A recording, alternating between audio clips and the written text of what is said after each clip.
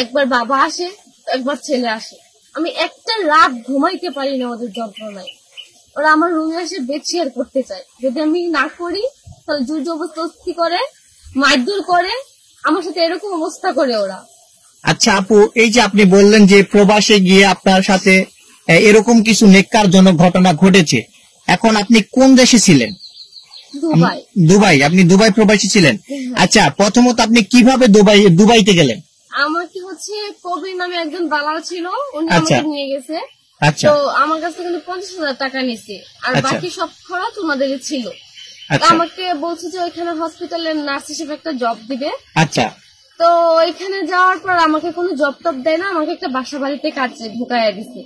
আচ্ছা, ওখানে কাজে ঢুকছি তো কিছুদিন ভালোই ছিল, সবাই ভালো ছিল। কিছুদিন যাওয়ার পর থেকে ওই বাসার যে মালিক, উনি হচ্ছে রাতের বেলা আমার রুমে যাইতো, বাজে ভাবে টাচ করতো, বাজে ভাবে ইশারা ইঙ্গিত করতো। আচ্ছা, আপনার মালিকের যে কোনো ওয়াইফ ছিল না? ওয়াইফ ছিল, উনি জব করে তো বেশিরভাগ বাহিরেই থাকে। মানে ওনার ওয়াইফ জব করতো, বাইরে থাকতো। হ্যাঁ, সেই সুবাদে আপনার হচ্ছে রুমে ঢুকতো। আচ্ছা, ঢুকে আপনার সাথে অনৈতিক কার্যকলাপ করতে চাইতো, তাই তো? হ্যাঁ, তো আমি না করলে আমাকে মারধর করতো। আচ্ছা, এই বিষয়টা যখন তার ওয়াইফ যখন আসে, হ্যাঁ, তখন তার সাথে শেয়ার করেন নাই? আমি করতে পারি না, কারণ হচ্ছে ওইখানে তো আমি গেছি, এখানে আমি চাইলে তো ওইখান থেকে আসতে পারবো না। যখন যদি বলতাম যে আমি এইসব বলে দিব, তাহলে উনি আমাকে হুমকি দিত। আচ্ছা আচ্ছা, মেরে ফেলার হুমকি দিত? হ্যাঁ। আচ্ছা, এমনি তো মারধর করে যাওয়ার বলতো, যদি তোর এই আপাকে সব বলে দাস তাহলে কিন্তু তোর জান থাকবো না, অনেক কিছু বলতো। আচ্ছা, তো এই যে আপনি যেই করিম দালালের কথা বললেন, না কি যেন? হ্যাঁ, করিম দালালের কথা বললেন। হ্যাঁ, এই দালালের সাথে আপনার প্রথম পরিচয় কিভাবে? ওর সাথে এমনি হচ্ছে এলাকার অনেক মানুষদেরকে নিছে, আমাদের এলাকার না, আশেপাশের এলাকারই। তো হচ্ছে আমি বলছিলাম যে আমি বিদেশে যাইতে চাই। তো হচ্ছে আমার আবার এলাকার কিছু জন এসে বলছিল যে অমুক নামে একটা লোক আছে, তো উনি হচ্ছে এরকম মেয়েদেরকে পাঠাইতো বিদেশে, তো তুমি ওনার সাথে যোগাযোগ করতে পারো। তো ওরাই হচ্ছে ওই লোকের নাম্বার আমাকে দিয়েছিল। মানে আমরা জানি একটা মানুষ প্রবাসী গেলে অনেক টাকারই প্রয়োজন, সেই ক্ষেত্রে আপনার কাছে মাত্র 50,000 টাকা কেন নিল?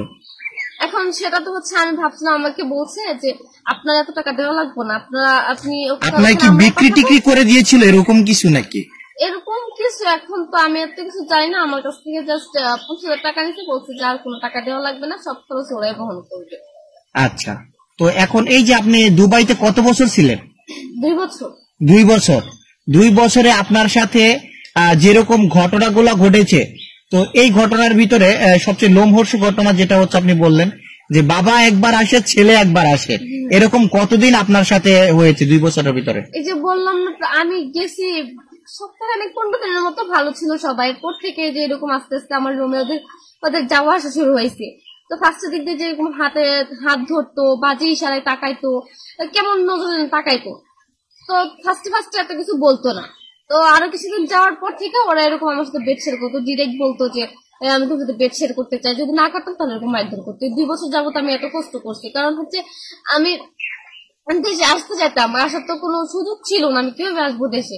আর দালালকে বললে সেও কোনো ব্যবস্থা করতে পারতেছে না। আচ্ছা, আপনি তো আপনার কাছে ফোন ছিল, তাহলে আপনি বাংলাদেশে আপনার আত্মীয় স্বজন যারা আছে তাদেরকে বলতেন, আপনার আব্বুকে বলতেন বা আপনার আম্মুকে বলতে পারতেন যে আম্মু আমার এই সমস্যা, আমাকে এখান থেকে নিয়ে যাও। তখন আপনার আব্বু আম্মু আপনার সে হেল্প করেনি? না, আমি তো হচ্ছে আব্বু আম্মুকে বলার মতো সাহসটা পাই নাই ওরকম, আর আম্মু আব্বুকে বললেও ওদের আমার মতো সামর্থ্য নাই। আচ্ছা, তো আপনার বেতন টেতন কি ঠিকঠাক মতন দিত? না, বেতন ঠিকঠাক মতো দিত না। আচ্ছা, তো যে বাংলাদেশে আপনি কিভাবে আসলেন এটা যদি একটু বলতেন।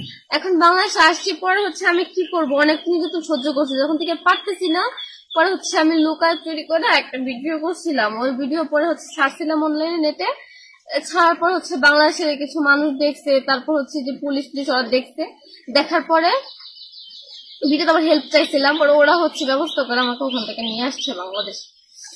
আচ্ছা, তো ভিডিওটা কিরকম ছিল, মানে কি ধরনের ভিডিওটা ছিল, কিভাবে ভিডিওটা করছিলেন আপনি? ভিডিওটা করেছিলাম হচ্ছে যে ওরা আমার সাথে যা যা করছে এগুলো হচ্ছে একটু বলছিলাম, আর হচ্ছে বলছিলাম যে আমার হেল্পটা, আমি এখান থেকে যাইতে পারতেছি না, আপনারা যেভাবে পারেন আমাকে এখান থেকে দেশে নিয়ে যান। আচ্ছা, আপনাকে মারধর করছে এরকম কোন চিহ্ন আপনার শরীরে আছে? হ্যাঁ। আচ্ছা, তো এই চিহ্ন নিয়ে আপনি এখনো বয়ে বেড়াচ্ছেন, তাই তো? হ্যাঁ। আচ্ছা, তো আপনি এখন কি চাচ্ছেন, মানে কি জন্য আমাদের মিডিয়ার সামনে আসা? মিডিয়ার সামনে আসছি এই জন্যে যে আমি তো হচ্ছে প্রবাসে গেছি, নির্যাতিত হয়েছি আমি ওইখানে, যে আমার মতো যেন কোনো মেয়ে বাংলাদেশে কোনো মা বোন যেন নির্যাতিত না হয়, এরকম ঝামেলা যেন আর কখনো না পড়ে, ওদেরকে আমি সতর্ক করতে চাই যেন কখনো আর এসব দালার হাতে পড়ে এভাবে প্রবাসে না যায়, নিজের আত্মসম্মান না হারায়, তাই তো? হ্যাঁ। আচ্ছা, তো দর্শক আপনারা ভিডিওটা বেশি বেশি করে শেয়ার করে দিবেন, যেন এই যে এই বোনের মতো নির্যাতনের শিকার আর কোনো বোন আর কোনো মা যেন সেই প্রবাসে গিয়ে না হয়, যার কারণে কিন্তু বোন কিন্তু আমাদের মাঝে এই এসে তার জীবনের গল্পটা একটু শেয়ার করেছে। আপনারা শেয়ার করে সবাইকে জানার সুযোগ করে দিবেন।